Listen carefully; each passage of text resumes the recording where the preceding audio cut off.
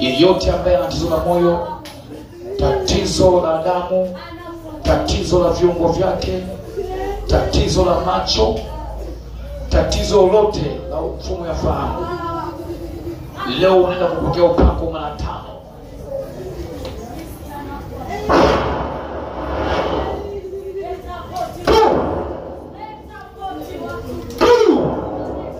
Tunataka tutende kitu hapa. Rakasheteze kita. Wanafanya badiliko la mwili. Wanafanya badiliko la mwili.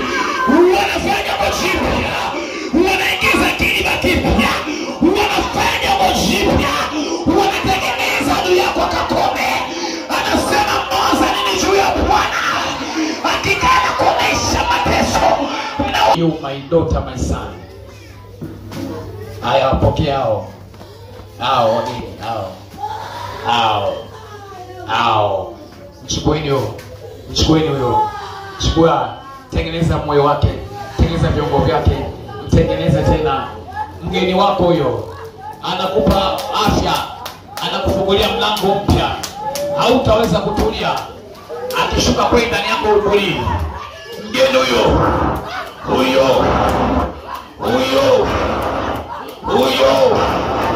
anashuka ndani yako kama maji, anateremka kuanzia utosita kwa nyaoni. Anasema mwanangu, badilisha, na kubadilisha viungo, na kubadilisha damu, na kubadilisha nyama, na kubadilisha mifupa, na badilisha ngozi, na badilisha kiazi zako, na badilisha na kubadilisha. Unakuwa special tena, unakuwa unaonekana unavutia tena, na badilisha mifupa yako. Kuna kitu kitengeneza ndani ya mwili wako tena. Yupo yule mkopi mwingine, yule kamanda amesema ana watu 7 wamekuja hapa. Nimemwona mmoja anafanya na wenzao wote. Kuna mtu anateswa na majoka. Leo kuna mmoja katika wale wageni anaenda kujoa kuyamaliza, anaenda kuiondoa ile joka. Kwa mtu anateseka na ugonjwa wa kifua, anapumu hapo mwili kwa raha. Mungu anaenda kuondoa pumu, anaenda kuondoa.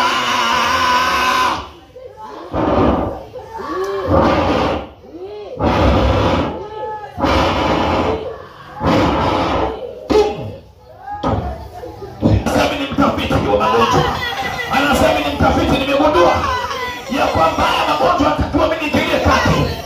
Mmoja ni mtafiti anasema nimegundua huyu anatakiwa fanya biashara kubwa. Mmoja anaingia mgeni ambaye ni mtafiti, anasema wewe hujajua hatima yako, wewe niangalie mimi. Mmoja anatafiti, mmoja anasikia anatengeneza moyo. Kuna mtu moyo unatengenezeka hapa, kuna mtu moyo unatengenezeka hapa kwa jina la Yesu.